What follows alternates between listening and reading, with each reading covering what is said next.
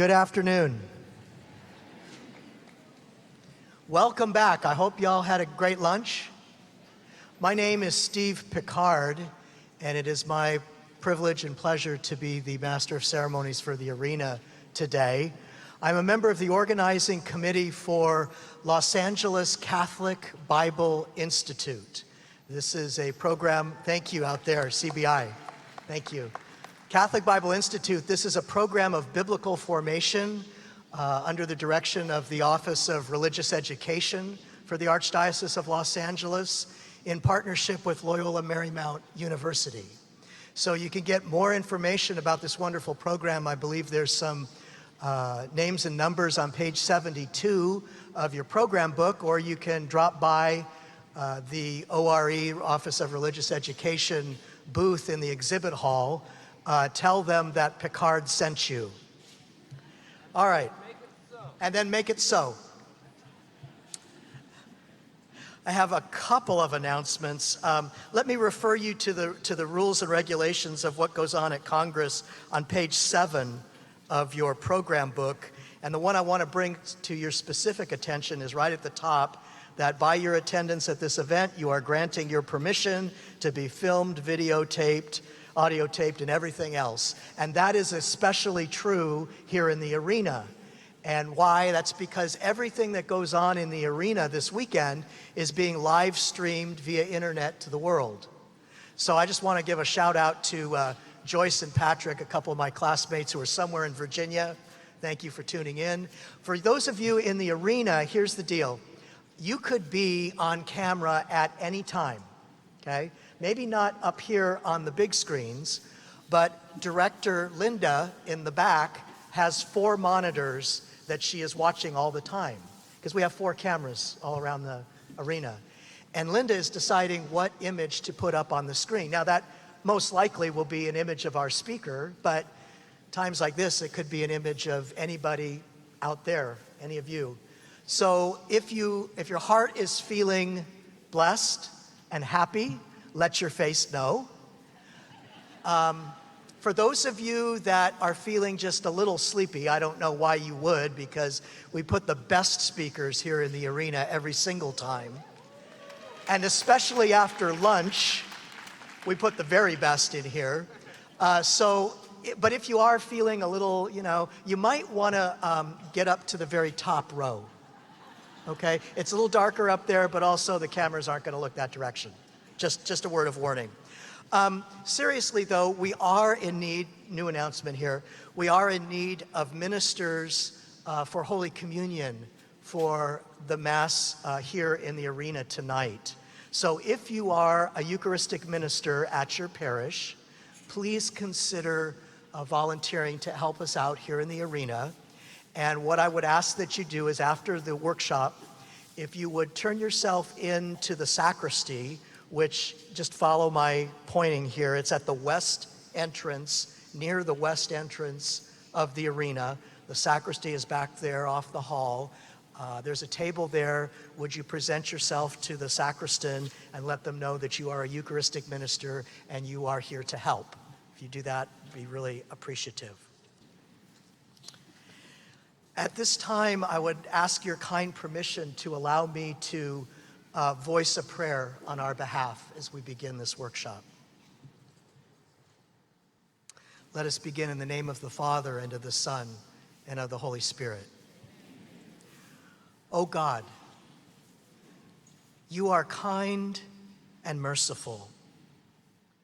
You never let any of your children out of your sight, even though we may seek to run away from you. You call us home and are ever ready to forgive us. Give us a heart that is always open to your grace, that your mercy may overflow it. Give us hearts of courage, that we may never shy away from what justice demands. May Jesus, your Son, and our Good Shepherd, lead us all to your kingdom, where you live and reign forever and ever. Amen. Amen. My friends, it is a great privilege and a pleasure for me to be able to welcome back to Religious Education Congress probably one of the most recognizable faces in the last decade, and that would be Mr. John L. Allen Jr., founder and editor of Crux. Thank you. The longtime Rome correspondent for the National Catholic Reporter has established himself as the most well-known and trusted American Vaticanista during the Benedict XVI and Francis papacies. He also reports for CNN and the Boston Globe.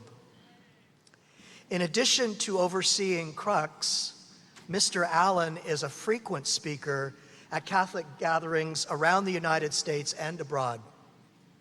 Last June, Crux entered into an editorial partnership with Angelus, in which they provide exclusive reporting for Angelus on a weekly basis. Angelus is the official print publication of the Archdiocese of Los Angeles, and if you're like me, you get your version via email every morning. I always look forward to that.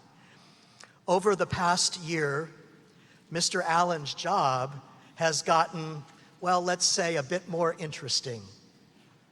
The reawakening sexual abuse crisis has turned the eyes of the world on Rome, where Pope Francis is facing the Catholic Church's biggest challenge, at least in recent memory, if not perhaps modern history. That may help explain the title of Mr. Allen's workshop right here, right now, Thirsting for Justice, Global Perspectives on Clergy Abuse in the Church. Please join me in welcoming back to Religious Education Congress the distinguished Mr. John Allen Jr. Thank you.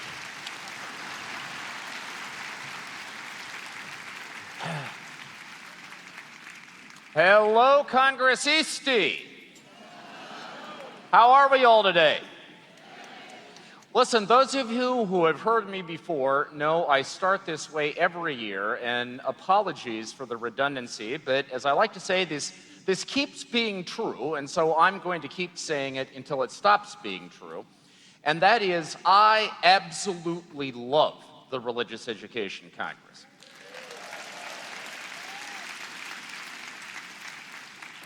What I love about, well, there are many things I love about this place. I mean, for God's sake, Elise Harris, my colleague, and I just did a gig for Angelus 45 minutes ago, and for the sake of giving them 10 minutes, David Scott, who runs that operation, gave me a bottle of scotch.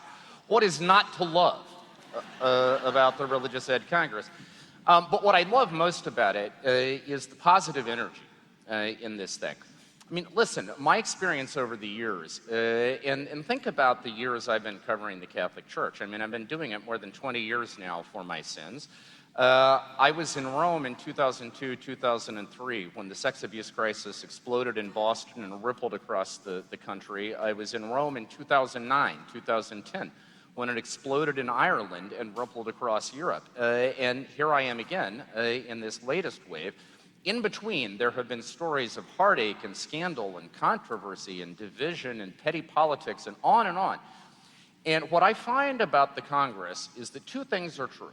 One, you people know all of that. There's no naivete here. You are well aware of what is going on. But two, you are not stopped by it. There is still a conviction that there are possibilities for the faith in the here and now that is just dynamic and it's infectious. For me, the experience of coming to the Congress every year is like a shot of adrenaline straight to the heart. And I always tell my friends in Rome, if you want to see American Catholicism at its level best, you need to spend 3 days in Anaheim in March.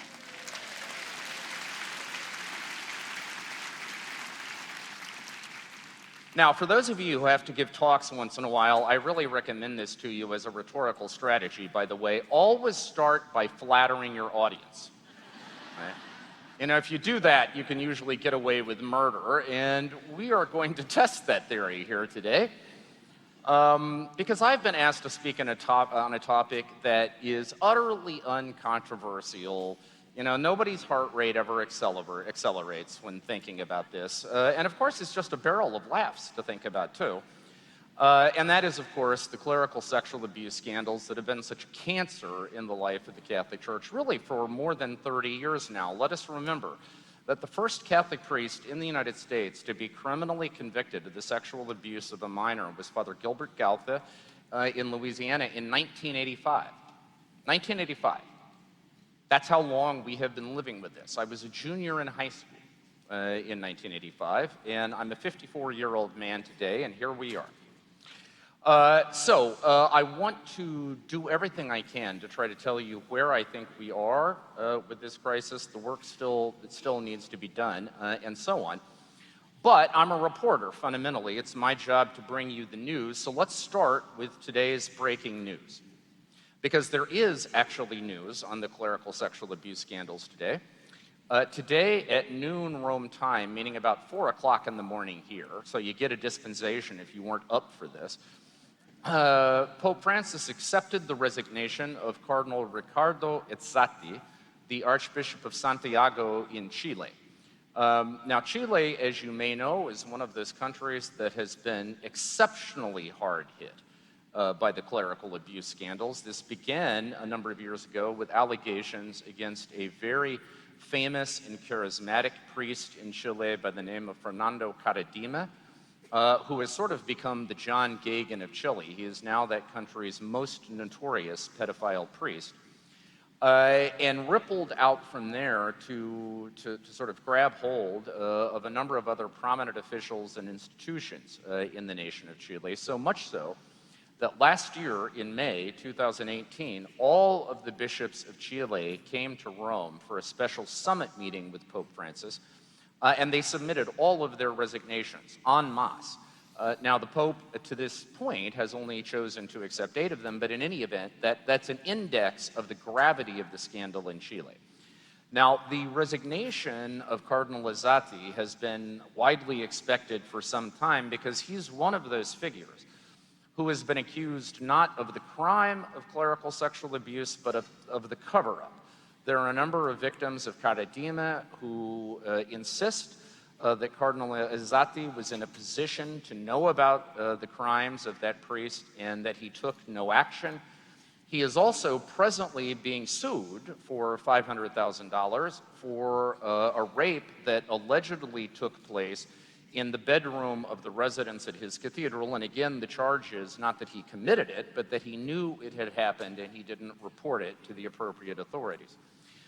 So in one sense, you could interpret Cardinal Ezzati's resignation as a step forward in terms of the Church's response to the crisis, because it's an example of the Holy Father taking off the stage, so to speak, someone who has been caught up in these scandals. I would note, by the way, that since last October, October 18th to be precise, Cardinal Ezzati becomes the 5th cardinal, that's 5, 5th cardinal of the Catholic Church to lose his job, his priesthood, or his freedom as a result of being caught up in the sexual abuse scandals. And we will give thumbnail sketches of each of those 5 cases.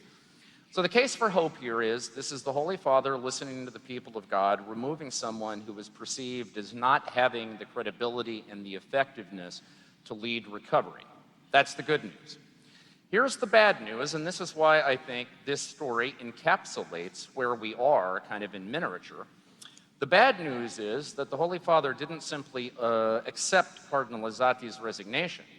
He also appointed an apostolic administrator. Now, that's not the new archbishop. This is an interim leader who will govern the archdiocese until the new archbishop is found.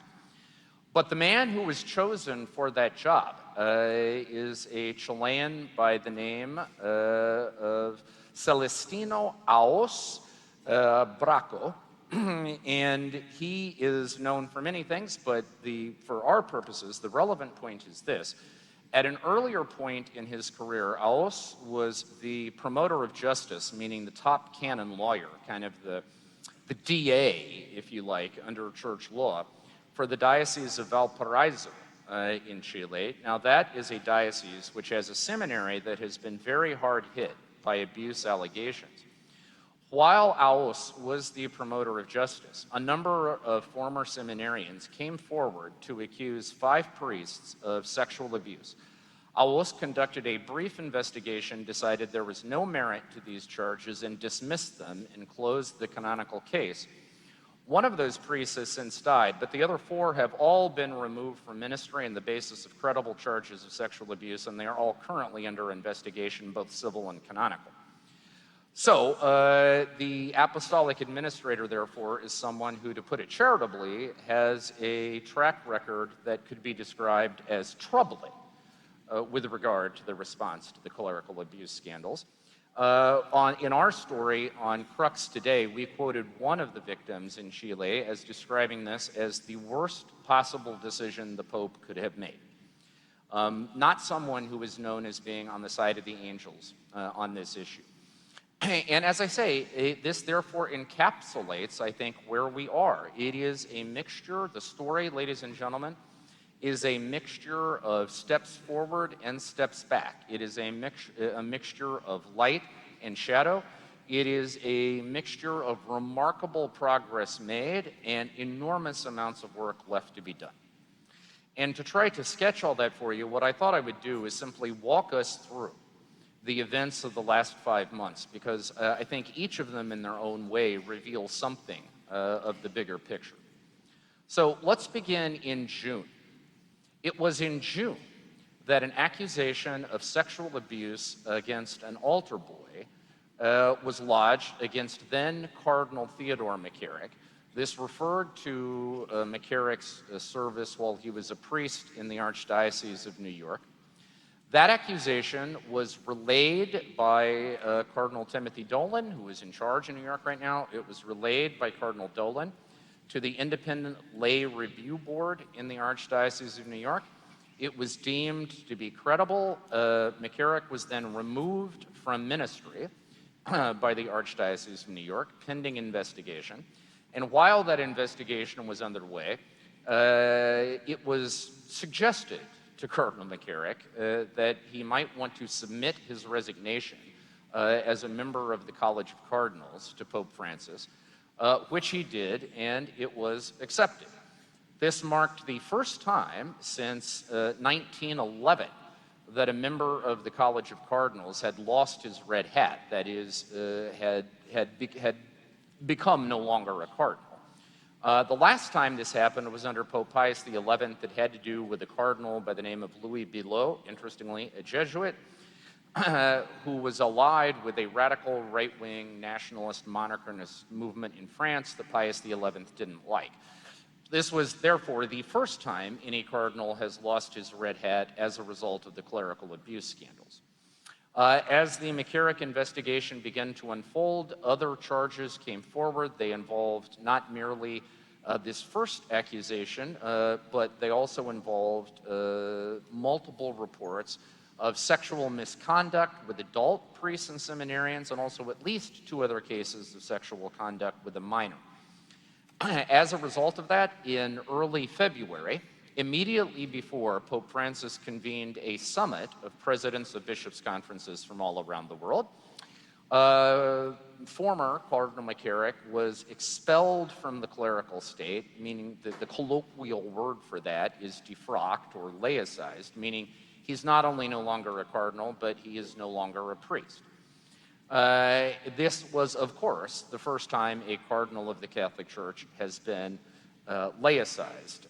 Really, there are a few sketchy historical precedents, but we think it is the first documented time that a cardinal has been laicized in a formal ecclesiastical sense for any reason. And it certainly is the first time a cardinal has been laicized as a result of the abuse scandals. Okay? Now, what is the unanswered question from the McCarrick case? Because as far as Ted McCarrick is concerned, the story is over. Okay? He is no longer a cardinal. He's not even a priest anymore. He is living at a Capuchin friary on the high plains of western Kansas. By the way, it is located exactly 11 miles from where I grew up. Being taken care of there by just largely because he needs somebody to take care of him, and the Capuchins have graciously agreed to do that. So as far as he is concerned, the story is done. As far as the rest of us are concerned, however, I think there are still some unanswered questions.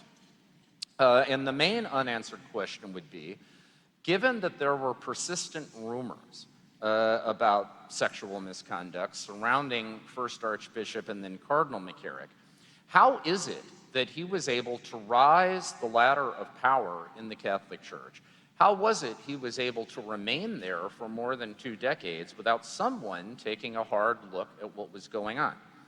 And the questions are, in their most pronounced form, who in authority knew about these concerns about McCarrick? When did they know it? And what, if anything, did they do about it? To date, we do not have answers to these questions.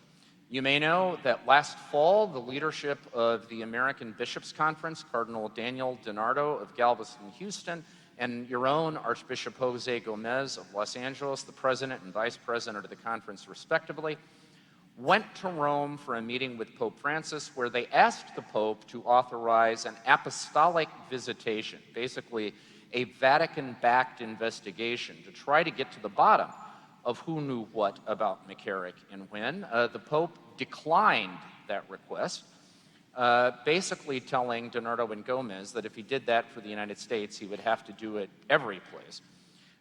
So instead, what is happening is that the 4 American dioceses where McCarrick served, that's Metuchen, New York originally, then Metuchen, New Jersey, Newark, New Jersey, and Washington, D.C., are conducting their own diocesan-level investigations. And in tandem with that, the Vatican put out a statement on October 6th indicating that Pope Francis had ordered a thorough review of the Vatican archives on McCarrick, again, trying to find out who knew what when and what did they do about it, and that the results of that review would be released in due course. Here we are, March 23rd in 2019. We have not heard word one about the results of that investigation, nor is it clear when we might expect something. We know that Italian Cardinal Pietro Parolin, who's the Vatican Secretary of State, the Pope's top aide, was tasked with carrying it out, but in terms of when some results of that might be made public, we don't know. Okay? And again, therefore, the McCarrick case, like the Izzati case in Chile, I think, neatly captures both the light and the shadows of this situation. Let's remember that this entire snowball started moving down the mountain when someone brought an accusation against McCarrick that was taken seriously, and that it was handed over to an entirely lay review board. It was investigated by laity, and conclusions were reached by laity. So not only does the McCarrick case illustrate the system working, but it also illustrates the empowerment of laity and inclusion of lay perspectives in this process that we have all talked about and longed for. Further, I think the McCarrick case demonstrates that accountability for the crime of the sexual abuse of a minor is now absolute. We all now know in the Catholic Church that if you were on the church's payroll and you were accused of the sexual abuse of a minor, a couple things are going to happen immediately. One, you are going to be removed from the field. You will be suspended, whether you are a priest or a lay principal at a high school or whatever your gig is. Okay? If you are accused of the sexual abuse of a minor, you're going to have an enforced hiatus from that gig.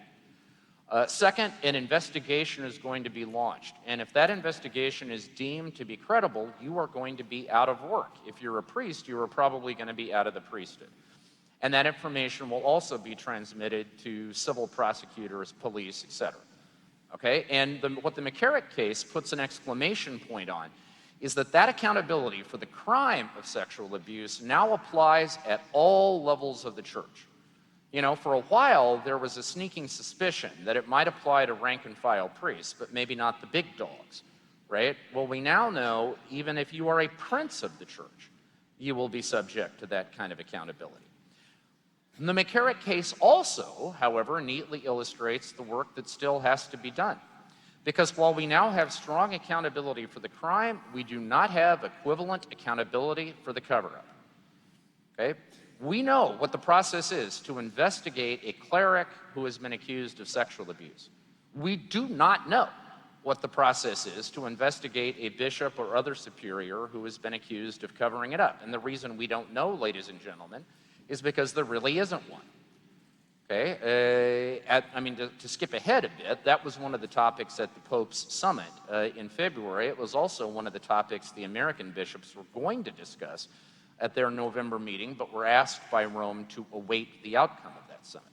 Okay, so what McCarrick captures is progress, remarkable progress, breathtaking when you think of the normal pace of change in the Catholic Church, right?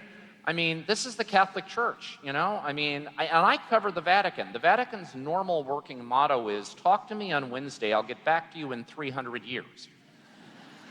Okay? I mean, if I were going to market a line of T-shirts for the Vatican, it would be not built for speed, you know? And so this kind of change in the span of what amounts to a little more than a decade is, by historical standards, quite remarkable. I know secular experts on child protection, people who work for outfits like Interpol, the European Police Force, leading universities around the world, who would now consider the child protection protocols in place in the United States, at least in venues such as the United States, to be absolutely state-of-the-art. So that is important, remarkable progress to celebrate. And yet, the other shoe that has to drop is we still do not have accountability for the cover-up, and we don't seem to be any closer to that than we were last June when this thing blew up to begin with. Okay? All right, what followed McCarrick in the United States was, of course, August, and the release of the Pennsylvania grand jury report. You had a grand jury in Pennsylvania that was impaneled to take a look at child sexual abuse in 6 dioceses. They excluded the Archdiocese of Philadelphia because there had already been a grand jury report in Philadelphia that had looked at their situation. And I'm sure you are all aware that grand jury reported that they had found more than 300 predator priests over an arc of about 50 to 60 years, more than 1,000 child victims. In the immediate wake of that report, its first casualty was, of course, Cardinal Donald Wuerl of Washington, because one of the things this report looked at was Cardinal Wuerl's service as the Bishop of Pittsburgh for about 20 years. It identified at least 3 cases in which the grand jury charged that Cardinal Wuerl had been aware of accusations of child sexual abuse and had failed to handle them appropriately, failed to act. Now, at the beginning, Cardinal Wuerl and his people vigorously defended his record, insisted that the grand jury had not given a fair reading of his record. But in response to mounting public pressure and indignation and so on, Cardinal Wuerl eventually decided to submit his resignation, and on October 18th, his resignation was accepted by Pope Francis. Now, footnote to that, Pope Francis appointed Wuerl the apostolic administrator of Washington in the meantime. So technically speaking, Donald Wuerl is still in charge of the Archdiocese of Washington because his successor has not yet been named, but he is no longer the Archbishop of the Archdiocese. And there was more fallout from the Pennsylvania report. I would highly recommend to you, by the way, an essay about the Pennsylvania report that was written by a leading American Catholic journalist by the name of Peter Steinfeld. Peter, if you can believe it or not, has actually been doing this even longer than I have, which is hard to imagine, frankly. But he took a very close look at the Pennsylvania report and found that in some respects it was unfair and misleading. It creates a narrative that absolutely nothing has changed since the sexual abuse crisis first blew up in the United States, whereas, in fact, if you look at the data in the Pennsylvania report, what it will tell you is that the vast majority of cases documented there are pre-2002.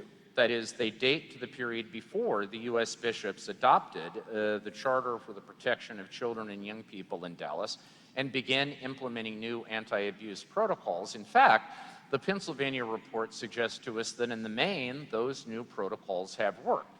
So once again, Pennsylvania is, in that story, is a mixture of progress and a lack of progress. It is a mixture of the case for hope and the case for despair. Okay?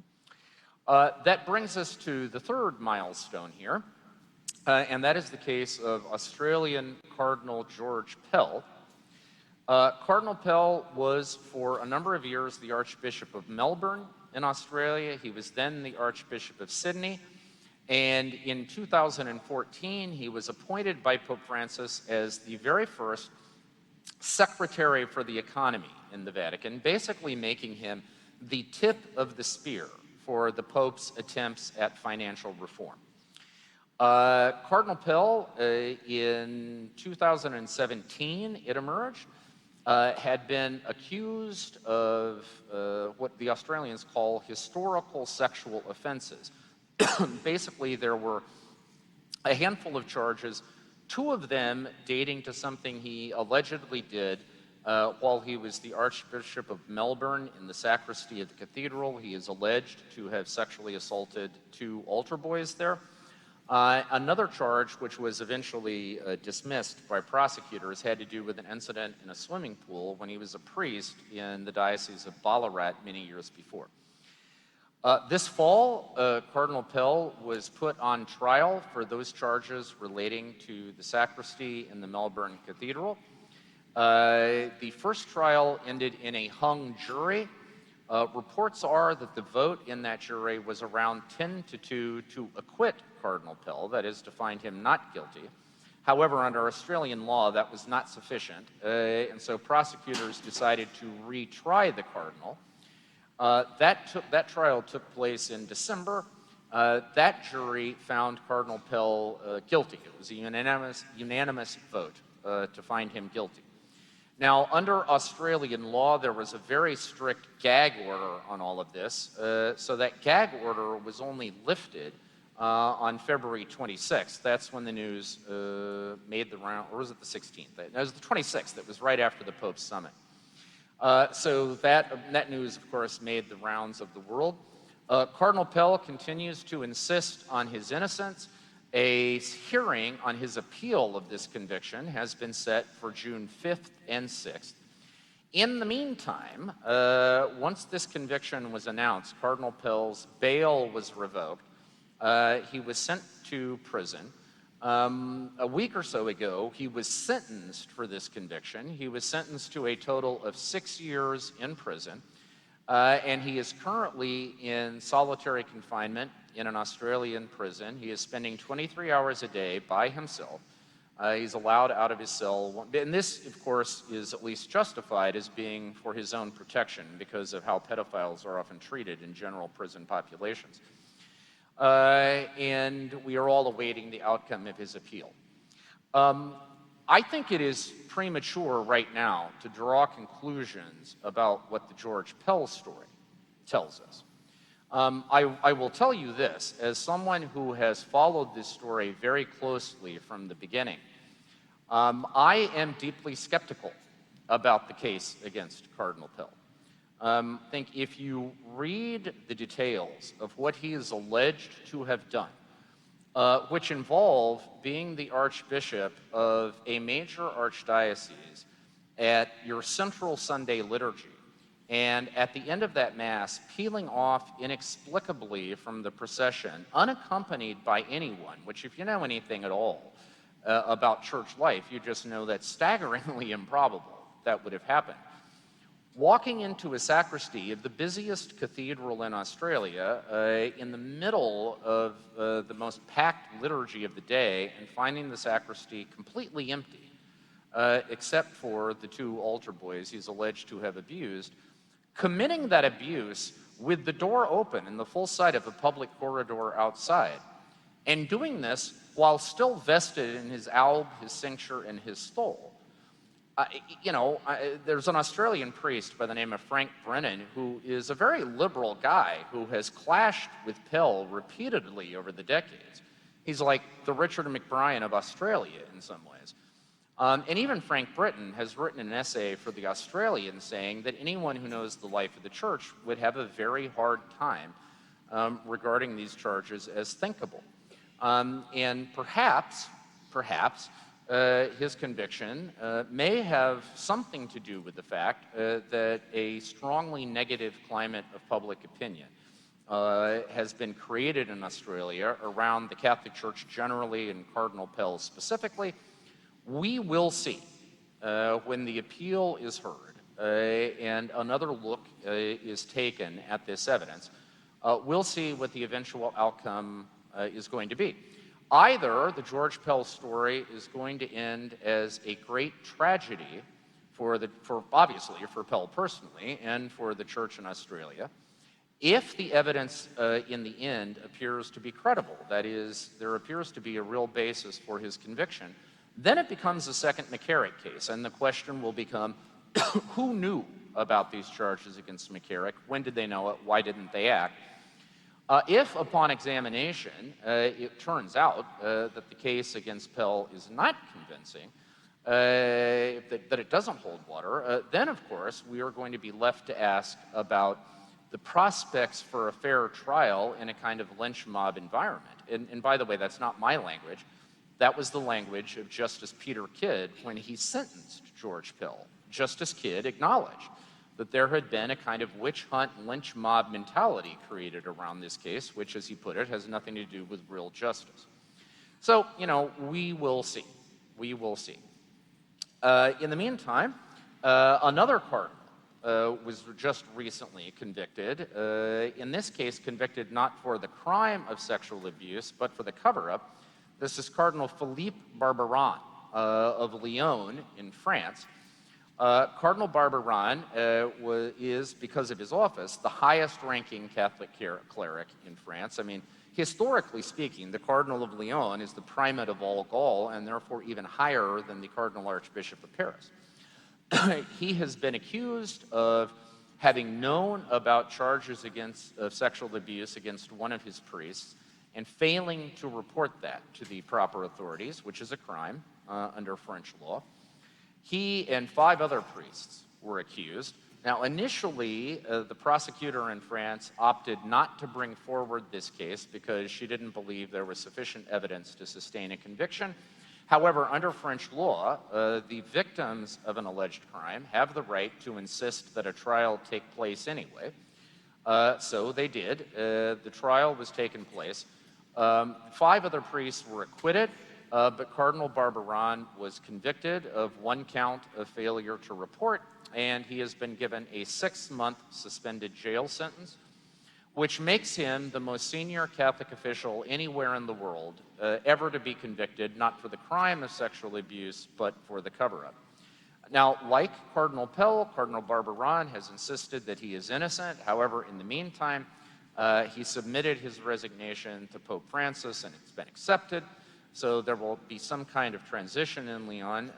But in the meantime, Cardinal Barbarin has said that he intends to continue to fight to clear his name. I think the facts of this case aren't really in dispute. The facts are that an accusation against this particular priest was filed with the Archdiocese of Lyon, and it was not reported to the police. The question is whether Cardinal Barbarin is personally responsible for that, and we will see what the French judicial system concludes. I think the appropriate lesson to draw from the Barbarin case is this. Over the last 17 years, really since the scandals in Boston first erupted, we in the Catholic Church have spent a great deal of time debating how we can create mechanisms of accountability, not just for the crime of abuse, but for the cover-up. How are we going to hold bishops accountable? And various options have been tried. They've never really seemed to work, and we're still talking about this. I think what the Barbarin case sends is a shot across the bow to Catholic leadership everywhere, which is that criminal justice systems are no longer interested in waiting for the church to get its act together. If we don't impose accountability, they will. And that is precisely what has happened in the Barbaron case. And I think it's indicative of a sort of turning of the wheels in many parts of the world, where the final shreds of deference and benefit of the doubt that religious leaders used to get from the broader society may be fraying, right? Because of what is perceived to be a kind of massive loss of credibility as a result of these scandals. All right, and then let me bring this to the case, the other case that has arisen lately, which has raised eyebrows and generated question marks, and that is the case of Bishop Gustavo Zanqueta. Bishop Zanqueta, like Pope Francis, is an Argentinian. They've actually known one another since their seminary days. They are reported to be good friends. Bishop Zanqueta was the bishop of a small diocese in Argentina called Oran, the Diocese of Oran. In 2015, charges of various forms of misconduct began to surface against Bishop Zanqueta. They included, in at least one case, the sexual abuse of a minor, other cases of sexual conduct with adult seminarians. There was also an accusation of financial mismanagement. What brought this all to a head is when the Vicar General, I believe it was the Vicar General of the diocese, the bishop gave him his personal cell phone and instructed him, I guess he had some notes for work on his cell phone, so he instructed the Vicar General to download those notes. The Vicar General claims that while he was doing that, he also discovered child pornography on the phone. He made a report of that. That report was filed with the local police and also with the appropriate ecclesiastical authorities. Now, while all this was going on, Bishop Zanqueta had left the diocese and was sort of in an ecclesiastical no man's land for a while until the new bishop was appointed. Last year, Pope Francis brought Bishop Zanqueta to Rome. And he gave him a job in Rome at a department that is known as APSA, the Administration of the Patrimony of the Apostolic See. It's basically the Vatican's financial powerhouse. It's the outfit that oversees the Vatican's investment portfolio and also its real estate holdings. And so he gave Bishop Zanqueta the number 2 position there, where he remains. Despite these charges having arisen in Argentina. As a matter of fact, when Pope Francis led the Roman Curia, that's the central administrative bureaucracy of the Vatican, on its annual Lenten retreat just a couple weeks ago, Bishop Zanqueta was there. He took part in it, rode the bus from Rome to Aricia, which is the little town where they do this, rode the bus with Pope Francis and took part. And this has obviously generated real questions about what did Pope Francis know about the accusations against Bishop Zanqueta when he was brought to Rome.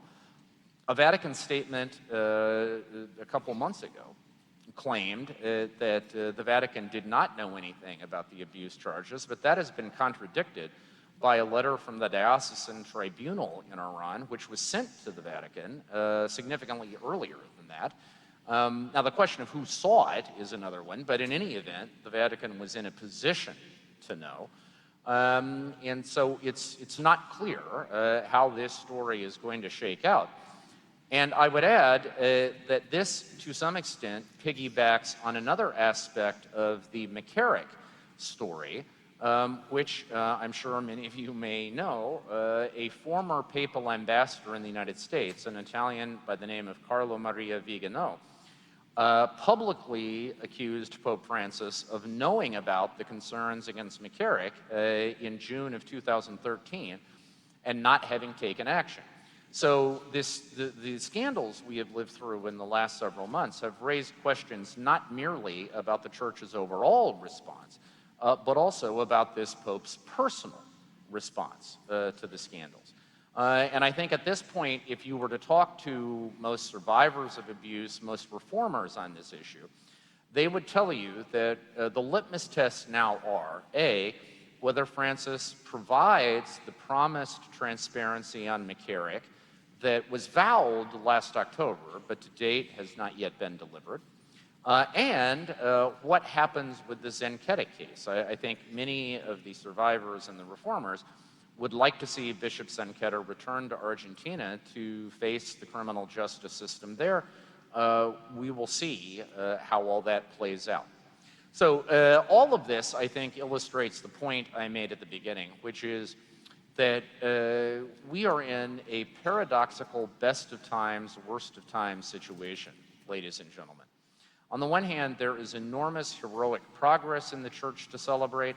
On the other, there is massive unfinished business, and there remain real questions about the seriousness with which church leadership at times engages these issues. Let me add two other bits of complexity just to make an already confusing picture even more puzzling. And then I'll bring this plane in for a landing and we'll see what you want to talk about. One, this session was titled Global Perspectives on the Abuse Crisis. Now, we just had a litmus test of where we are in terms of global attitudes on the abuse crisis in the summit that Pope Francis convened in Rome, February 21st through the 24th. The Pope asked/required the presidents of all bishops' conferences all around the world, 190 guys, more or less, in total, to come to Rome for 3 days. To that mix, he added the leaders of all the Vatican departments and also leaders of men's and women's religious orders. And so for 3 days, they met to discuss the clerical sexual abuse crisis. And I would say, although we kind of already knew this summit provided a neat snapshot of where we are around the world, which is to say, there are certain parts of the Catholic world that have been living with the clerical abuse scandals for a long time. And the United States is certainly one of them. The Archdiocese of Los Angeles is certainly one of those places.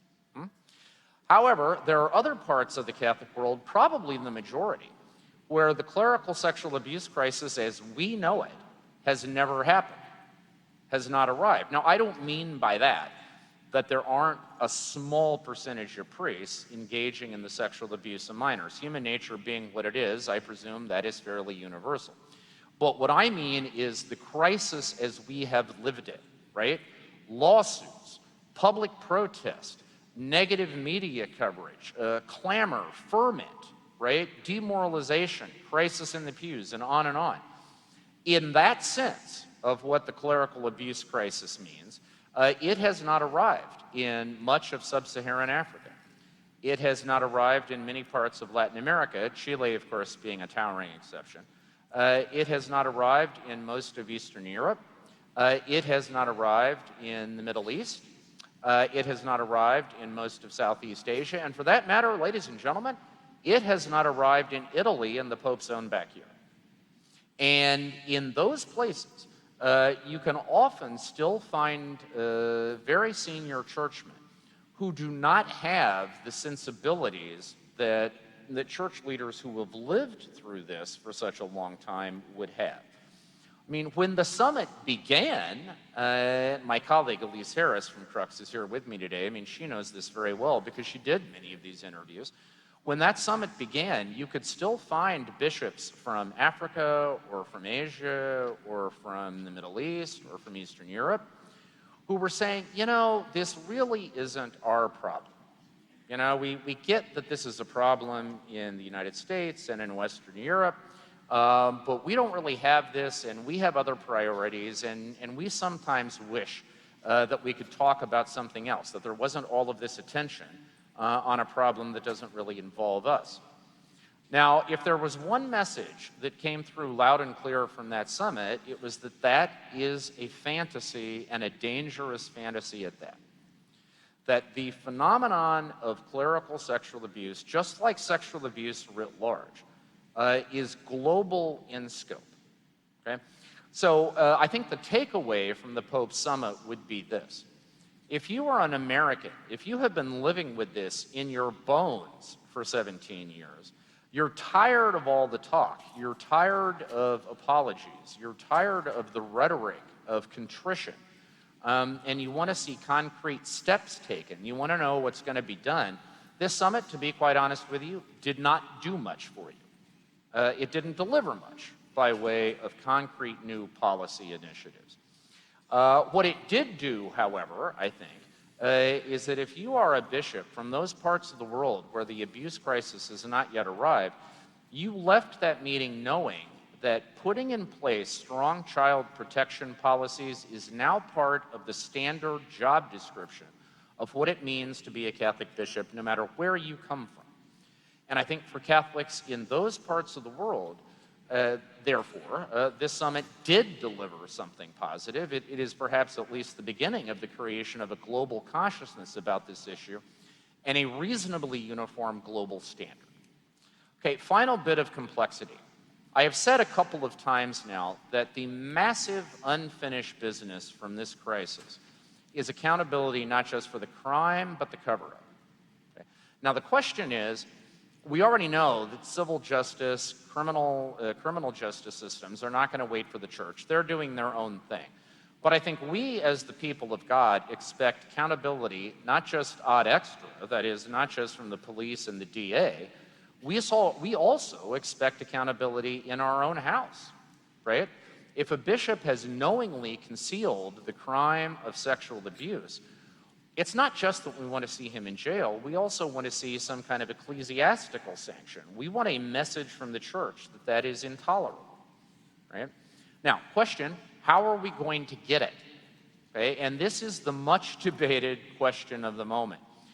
Pope Francis, a couple of years ago, issued a motu proprio called By a Loving Mother, which was intended to create a system for accountability in the Vatican, basically a new tribunal that would investigate cover-up charges. That tribunal never got off the ground for complicated canonical and political reasons, so it was sort of a dead letter.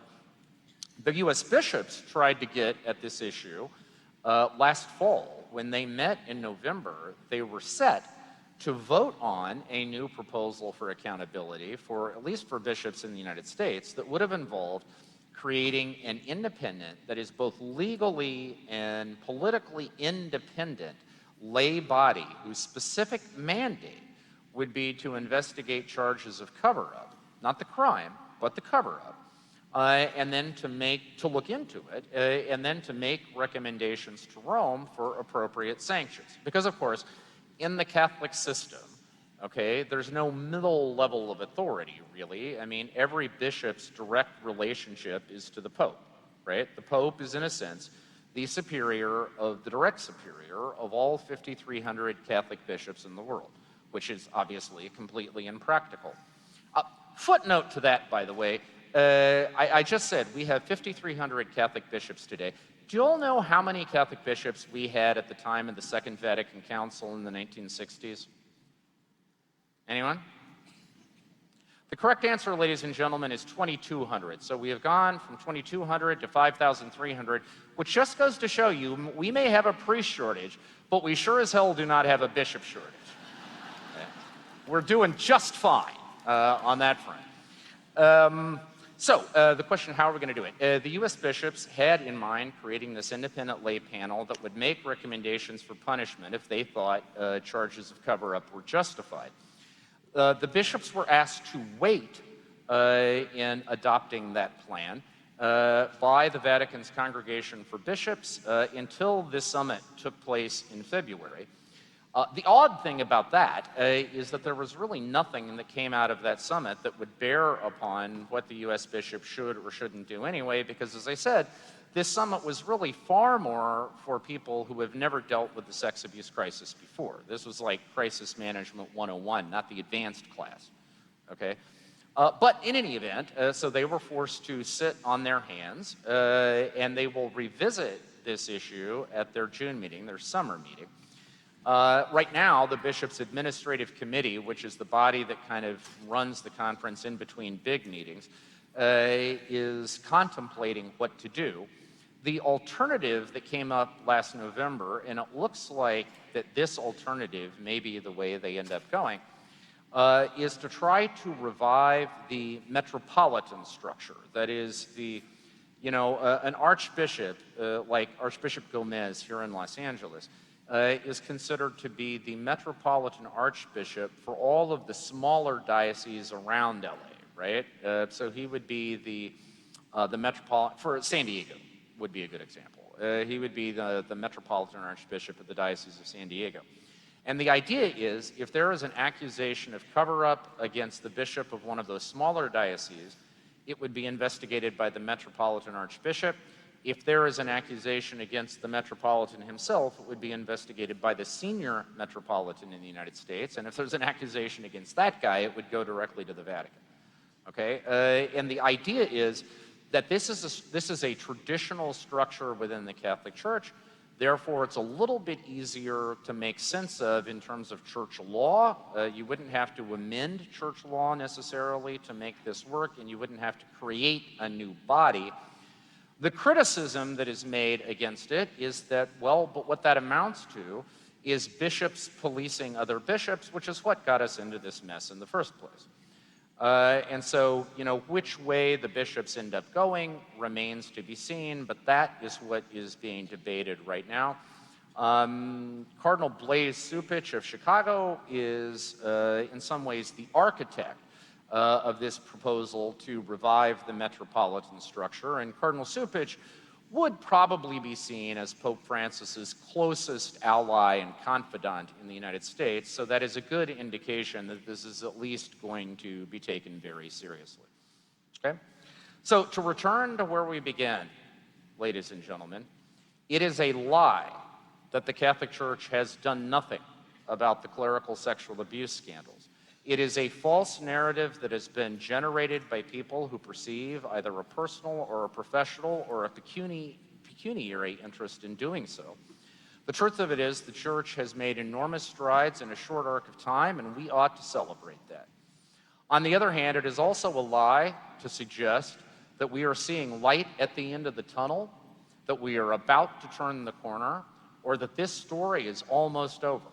Because the truth of it is there is still enormous efforts at recovery.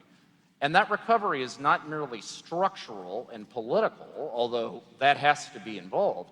It is also moral and spiritual. And I think anyone who takes a clear-eyed look at where we are today would have to say that there is a great deal of road ahead of us. There are many miles to go before we sleep. The one promise I can bring you is that as we travel that path, ladies and gentlemen, Crux Catholic Media will be there every step of the way bringing you the story. So I thank you very much. Celebrating Crux. And so do keep checking us out, because we are going to continue to do our level best to try to bring you this evolving story, this moving picture, without fear or favor. Thank you. God bless you. God bless the Archdiocese of Los Angeles, and viva el Congress!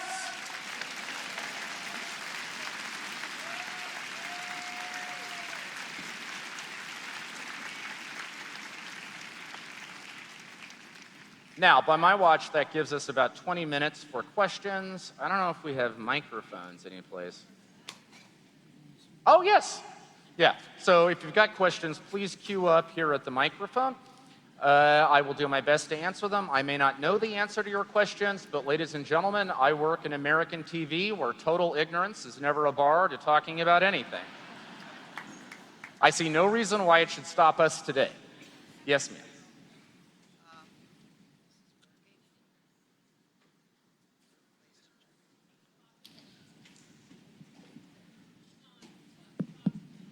Okay. In view of the revelation of the extent of clerical misconduct, has there been or will there be consideration of allowing married priests, which we already have with the Episcopal priests who became Catholic, and or the ordination of women to create a larger pool of candidates from which to choose future priests? And if not, why not? Okay. Well, I take it you heard the question, but basically, it's in light of the abuse scandals in particular, will there be serious consideration of ordaining married men and also the possibility of ordaining women? First of all, don't shoot the messenger. Okay, I'm a reporter, not an opinionista, so I'm just going to try to give you the lay of the land. The lay of the land is on the issue of the ordination of married men. Yes, I think there will be an active consideration of that, but not because of the clerical abuse scandals. You may know that Pope Francis has summoned a synod of bishops this fall in October, which is a kind of get-together of bishops from around the world. This one is dedicated to the Amazon region. So you're going to have bishops from the 6 Latin American countries of the Amazon region and then others from the rest of the world. We are fully expecting that at that synod there is going to be an active discussion of ordaining the so-called viri probati, meaning tested married men, to the priesthood, mostly because of the practicalities of Catholic life in that part of the world. You know, we Americans love to bitch about a priest shortage, right? We always complain that we don't have enough priests because our parishes are being clustered, and, you know, God help us, we have to drive an extra 10 miles for Mass on Sunday. But, you know, comparatively, globally speaking, we are priest rich. There is one priest for every 1,300 Catholic priests in the United States. And that ratio is true of Europe as well. In Latin America, that ratio is 1 to 7,800. In sub-Saharan Africa, it's 1 to 5,300, and in Southeast Asia, it's 1 to 8,300.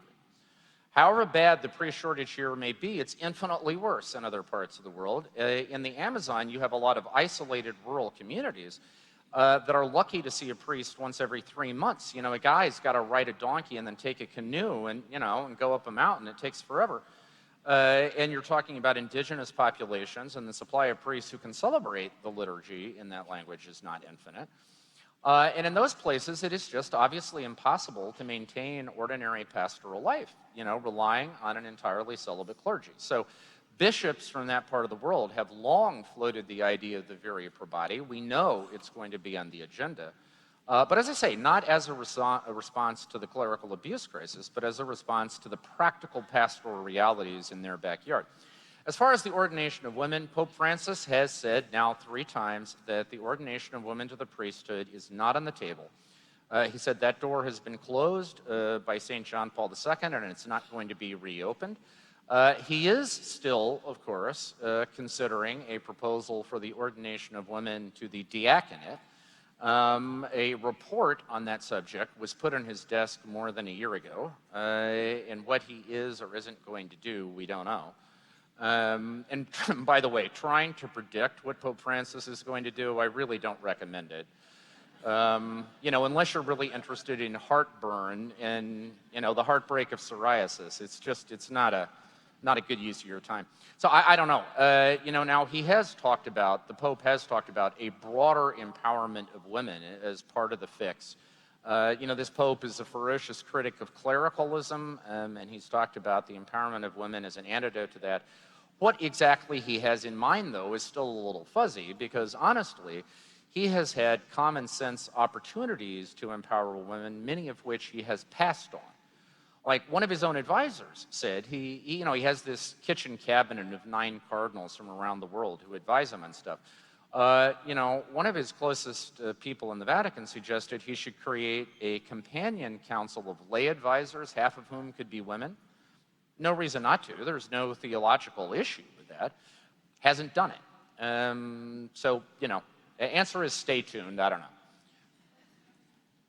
I'm not quite sure how much you would want to comment or even know about all of this, but lately we've heard about some abuse of sisters in India, both in Mumbai and in Kerala State, as well as things going on in Africa along the same lines. So before this rabbit gets out of the hat sort of thing any worse, can you make any comment whatsoever on these sorts of allegations, and particularly with respect to third countries developing? Well, India's developed, but you know what I'm saying, somewhere off the main stage for Anglo people.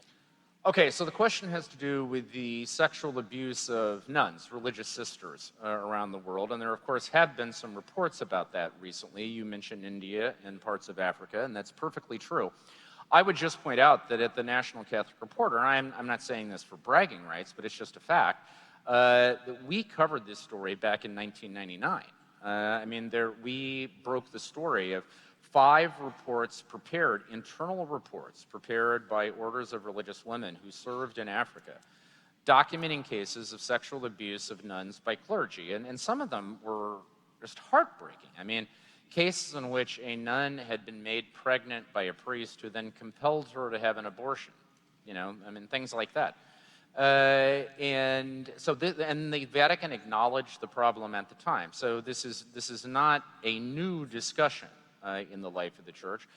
It tends especially to be around the developing world orders of diocesan right, that is, orders of women who are not part of a global network where they have advocates and resources. Often these are new orders that have been born in a particular diocese and are directly and exclusively under the authority of the local bishop or a member of the local clergy, don't have the same access to reporting networks and encouragement for coming forward and so on. So it's a problem that is well known. It's been around for a while.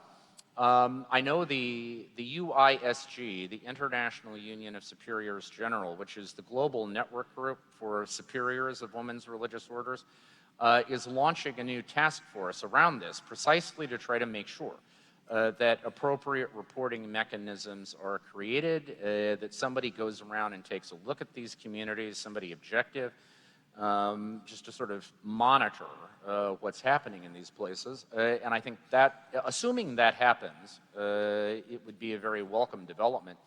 I will say this, though, just as a footnote to that recent summit that the Pope held on sex abuse.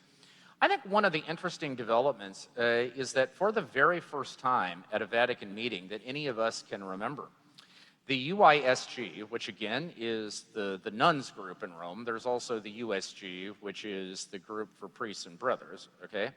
Most Vatican meetings, the USG had like 10 guys, and the UISG was lucky to get 2 or 3. This time, it was equivalent. There were 10 on both sides. And it also should be said that perhaps the most memorable speech given during that entire summit came from a religious woman. It was Sister Veronica Okenibo from Nigeria. It would just knock your socks off. I mean, if you haven't watched the YouTube thing of this, it was in English, by the way, you really should, because it was one of the most powerful pieces of oratory, certainly I have ever experienced. And the UISG seems poised to play a much more significant role going forward in terms of not just the abuse crisis, but in terms of shaping the policies of this papacy generally. And I think that, on the whole, should be a very healthy thing. Hello, John. Thanks. My question is about relationships between bishops and survivors, because sometimes it's a little difficult to read in the media. In my neck of the woods, Archbishop Don Boland has written an open letter to survivors, and in that letter, it's lengthy, he takes responsibility for them not being received with compassion and welcome, right? So I get the sense that he's kind of a front runner in initiating that kind of communication. But I'm wondering what you know of in terms of basically how are bishops perceiving and seeking relationship with survivors? Is there a sense in the front runners of the scandal that the bishops are like, this is also something that needs to be on our plate, or is that just growing? Yeah.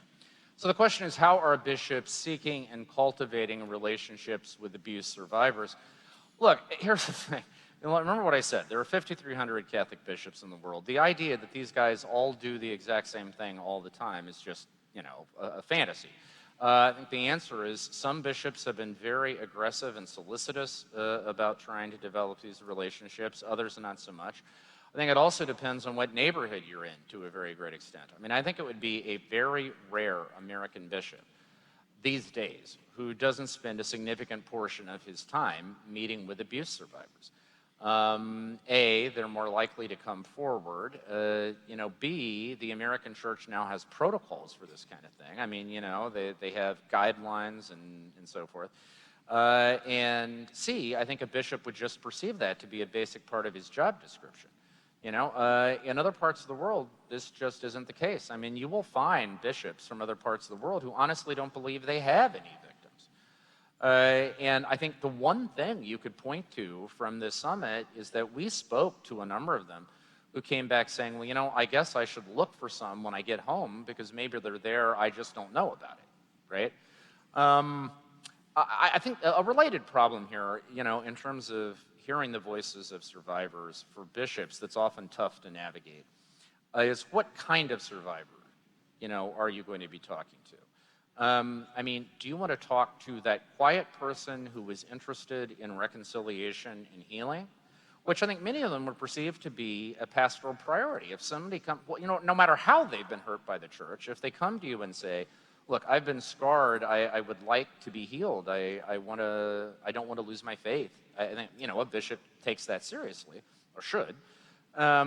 Or, I mean, is that the kind of person you should be speaking to? Or should you be speaking to the survivors who represent the kind of organized advocacy groups, the associations for survivors, the ones who are out there publicly, pressing the case for reform, and who are often very critical of how both individual bishops and the bishops as a class have responded to this. Now, of course, the proper Catholic answer is you should be doing both, right? But it can be difficult for a bishop. I mean, if he's going to have an event where he's going to invite victims who don't want publicity, don't want to be identified, right? If you're going to invite other people who are interested in the publicity, it can just be a little difficult, for them to manage it. But I would say, by and large, in the United States, I think our bishops do a reasonably creditable job of trying to make sure. Now, whether they act on what they hear is a different question. But at least sitting down, yeah. Bishops from other parts of the world, it's a very mixed bag. John, I just had a question about that term vulnerable adult, and just thinking of someone entering a seminary or religious order. Sure. There seemed to be a backing away at the February summit from giving much attention to that. I wanted your thoughts on why that was the case.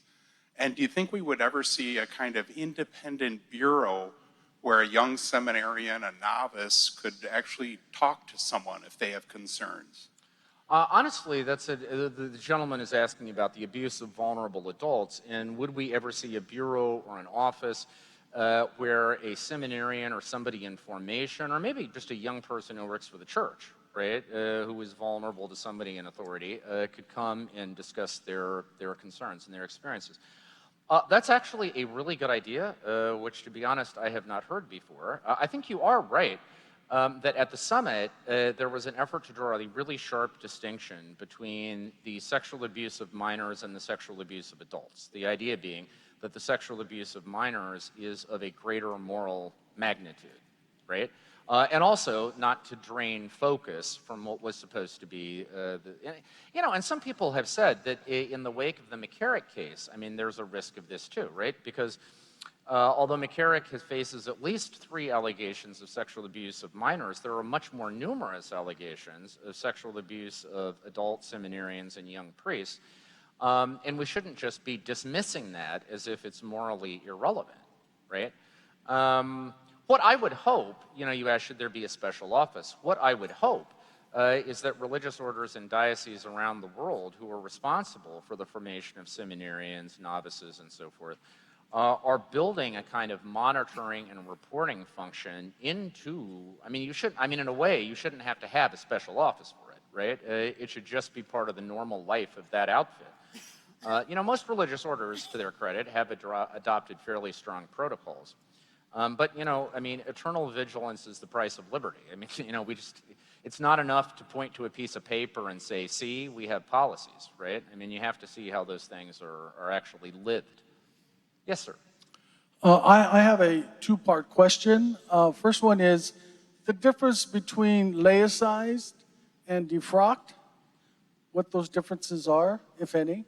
And the second part is, what is the church doing as far as restitution to some of these victims of clerical crimes? Okay, so first on the distinction between laicization and defrock, there really is no distinction. There is one thing both of those words share, and that is they will drive any canon lawyer absolutely batty. Because neither one of them is canonically precise. The canonical language, when you kick somebody out of the priesthood, is dismissed from the clerical state. In the old days, pre the 1983 revision of the Code of Canon Law, when you did that, the phrase was, he was reduced to the lay state, right? Reduced to the lay state. But in a more PC age, we don't talk like that anymore, and so the language is dismissed from the clerical state. But colloquially, we will often use the words laicization or defrock to capture that idea. In any event, what it means is somebody is no longer a Catholic priest, or no longer entitled to act as a Catholic priest. Yes, sir. Yes. Oh, sorry, and wait. And then there was a question about restitution. Well, I mean, in the United States, of course, we don't have a hard number for this, but the latest estimate I've seen is something like north of $3 billion has been spent in settlements for victims of clerical abuse. I mean, the Archdiocese of Los Angeles to this day has the dubious distinction of having paid out the largest single settlement in the history of the Catholic Church, which was that $1 billion settlement a few years ago, of which $660 million came from the Archdiocese, and some was kicked in by religious orders and so on. So there has been a very significant program of financial restitution in the United States. Less so in other parts of the world, because, here's the thing. What the Anglo-Saxon world has, which the rest of the world, to varying degrees, really doesn't in quite the same way. And this is one of the reasons the crisis has been so acute here and not in other parts of the world, is because under our civil law, we have a very strong system of corporate accountability. It is relatively easy in the United States to sue a corporation for the misdeeds of its personnel, right? So if an employee of McDonald's, gives you a cup of coffee that scalds you, you don't just sue the employee, who presumably is working for minimum wage and it's not really worth it, but you sue the McDonald's corporation. And the same principle applies to the Catholic Church. Many other parts of the world don't have that. I mean, Italy would be a towering example. If you want to ask, why has the sexual abuse scandal not arrived in Italy to date? It's because Italy's civil law derives from the Napoleonic Code, not British common law. And there is no similar system of corporate accountability. I mean, basically put, there is no one to sue, right? So I would say if we're talking about financial restitution, it has happened to a greater extent in the United States and other Anglo-Saxon countries more than any place else in the world. But of course, money is only one way of making restitution to an abuse victim. And often when you talk to them, it's not the most important. Often what they want is restitution of their dignity. They want restitution of their credibility. They want to be believed and taken seriously. They want what happened to them to be acknowledged. There, I would say, we are in a much different place than we were 17 years ago, but as with everything else, there's still work to be done. My question has to do with the information that comes out of the Vatican.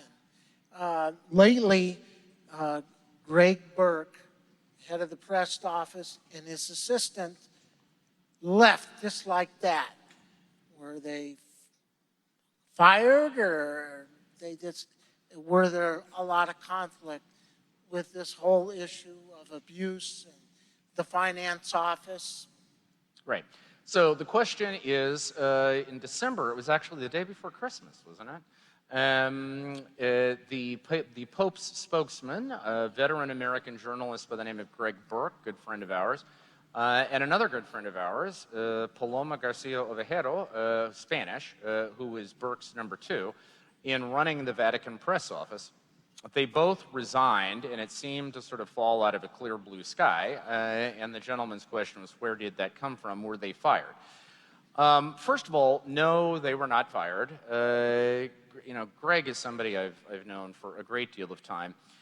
Frankly, I thought it was a huge mistake for him to take that job in the first place. But bear in mind, Pope Francis is now on his third spokesperson in 6 years. I mean, how would you like to be the spokesperson for the most unpredictable pope in the history of the Catholic Church? Right? You have no idea. I mean, forgive this comparison, ladies and gentlemen, but it's a little bit like being the spokesperson for Donald Trump. You know, you just have no idea what's going to come next, right? You can never go to bed with an easy head, you know? And Greg and Paloma, I think, had been looking for an opportunity to move on. They felt they had done their bit. And when the Vatican announced a broader restructuring of the communications department, they took that opportunity to move on. So no, they were not fired. This was not a negative referendum on their service. This was simply two very talented professionals not wanting to be stuck in the Vatican for the rest of their lives. And honestly, can you blame them? Yes.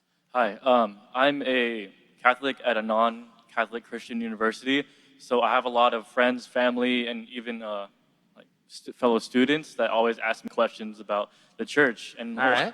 one of the main questions is, why should I join the church when all this stuff is going on? And I think that's a very prevalent question for everyone here, because all of our family members will ask us, why should I join the Catholic Church when all this stuff is happening? So what's so special about it if this evil stuff is happening, so to say? So what would be the best way to approach that answer? Because if you give them all the background information about what we just talked about in the workshop, it's going to fly over the head because they don't know what we're talking about. Sure. Okay, so the question is, given everything that we have been spending the last hour and 20 minutes talking about, why in God's name would anyone join the Catholic Church? Well, look, first of all, I'm a journalist. I'm not a theologian or a pastor, and if you were getting your spiritual guidance from a journalist, you people are in far worse shape than I thought. So I'm not really sure I'm the guy to answer this question, so let me repackage it in a way I can answer. Well, I know the ins and outs of this like you cannot believe. I have listened to victims' testimony steadily for the last 17 years. I think it is probably fair to say that I have seen the Catholic Church at its level worst more than most people. And so the question is, why haven't I left? Well, here's the thing. Some of you may have heard me tell this story a few years ago when I did a talk on anti-Christian persecution, but in the year 2000, I covered John Paul II's trip to Ukraine.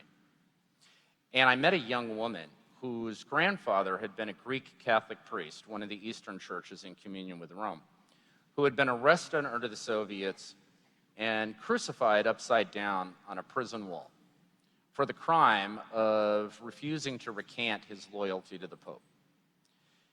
And this young woman was at John Paul's Mass in Ukraine, just bawling her eyes out. And when I asked her why, she said, because I am imagining what must be in my grandfather's heart today, staring down from heaven and seeing the Holy Father stand on Ukrainian soil. Now, the reason that story gets me, I grew up in rural western Kansas, okay, in the 1970s and 80s, okay? I never experienced anything vaguely, remotely close to religious persecution, okay? I mean, the closest I ever got was eating fish sticks and mac and cheese on Fridays during Lent, okay? What that story, and so many more like it that I have heard over the years, what it reminds me is that there is something so precious about this faith. Beyond all of the scandal and crisis and meltdown and heartache and controversy, there is something so precious about it that ordinary people who have no aspirations to heroism, no lust to be martyrs, ordinary people will pay in blood rather than let it go. And it's forced me to think about what is that something so precious about the faith for me. And the conclusion, this is just mine. I pass judgment on no one. But my conclusion, and I'm also the world's most imperfect Catholic, okay? I mean, let me be 100% clear that when we talk about practicing Catholics, I'm the guy who needs the practice, okay? But what my experience over the years has forced me to do is ask, what is my faith really in? And ultimately, my faith is in the Christ who became incarnate for our sake, who suffered and died for our sins, who rose again and is in heaven awaiting final judgment.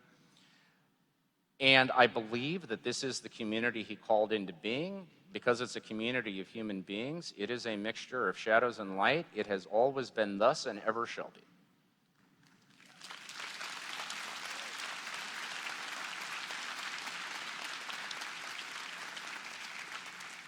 And yeah, by the way, I just made that up. That was not canned. Yes. I'm stunned. My question is it Cardinal O'Malley from Boston? I read an article in the Wall Street Journal just before the bishops' conference, and he was basically the architect of the program, but was excused by the Pope from attending. And that left a rather bad taste in my mouth. And I'm just wondering if you can elaborate on what happened and where he stands today. Yeah, so the question is about Cardinal Sean O'Malley at Boston and how he seems to have sort of taken a step back. I think that is perfectly true. There has been a kind of, because O'Malley at the beginning of Francis's papacy, he was the Blaise Cupich 6 years ago. He was his go-to guy in the United States, not just on the sex abuse crisis, but all kinds of other stuff. But there has been a kind of progressive cooling, I think, of the relationship there. Some of it has to do with the perception that when the Pope got himself into trouble in Chile a year and a half or so ago, Cardinal O'Malley sort of, threw him under the bus a little bit. Cardinal O'Malley has also lost some internal Vatican battles. There was also a situation where two different members of Cardinal O'Malley's commission left in big, noisy, splashy protest. Some guys on the Pope's team felt that Cardinal O'Malley did not handle that particularly well.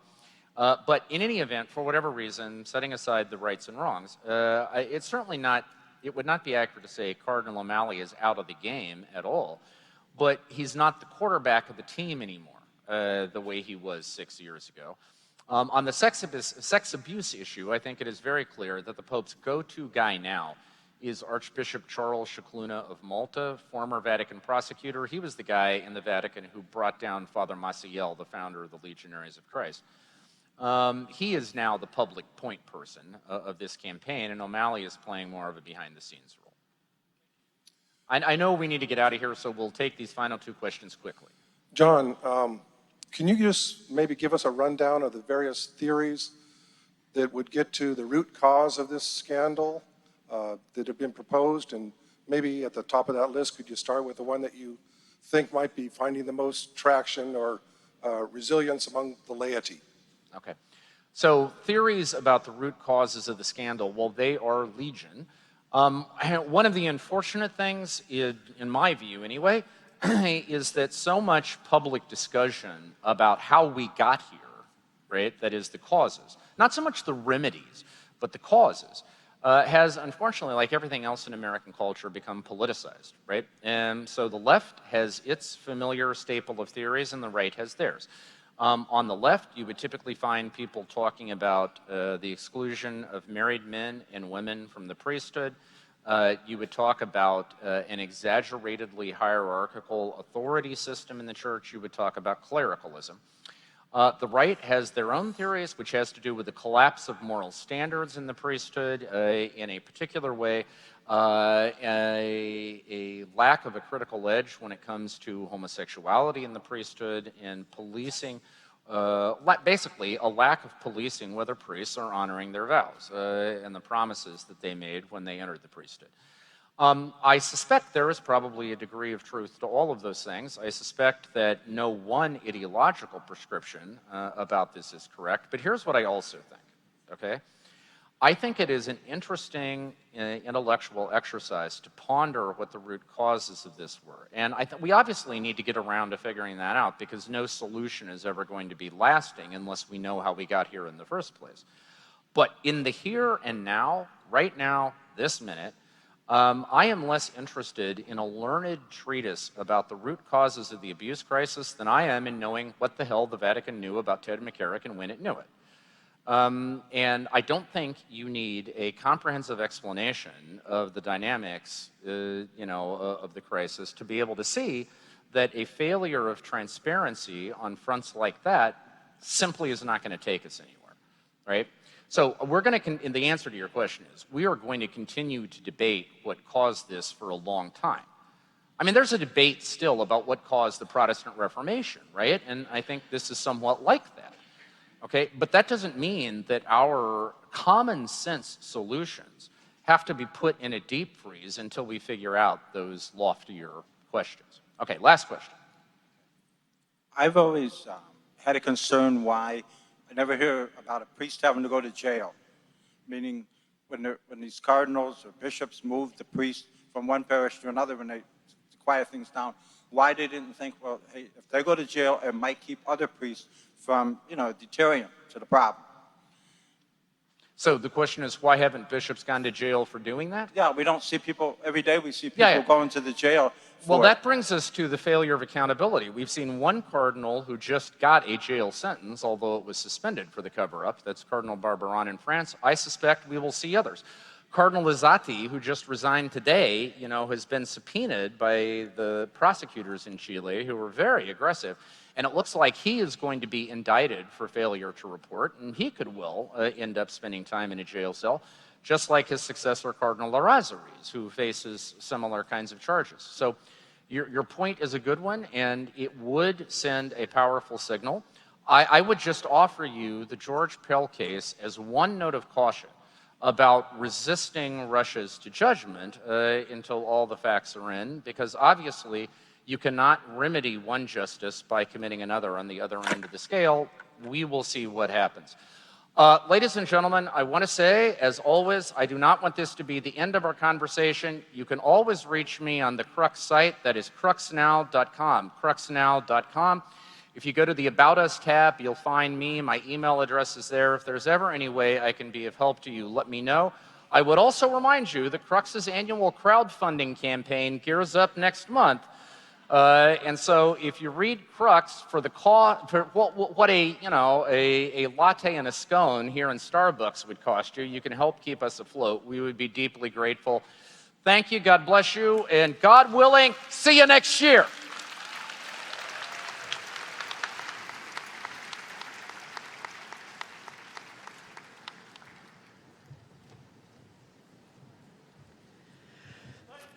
Thank you, John. Just a reminder to everybody on workshop evaluations. There is no printed or written evaluation form. Again, this year we're doing this electronically. You can find the evaluations on the Congress app on your smartphone. You can evaluate the workshops immediately using that tool, or when you get home, you can go to the recongress.org website and look for the evaluation label on the website. Click that and you can evaluate all of the workshops at that time. So thank you in advance for your feedback. The Congress Committee looks forward to what you have to say. We take it seriously and use it in planning for next year. So thank you in advance for that.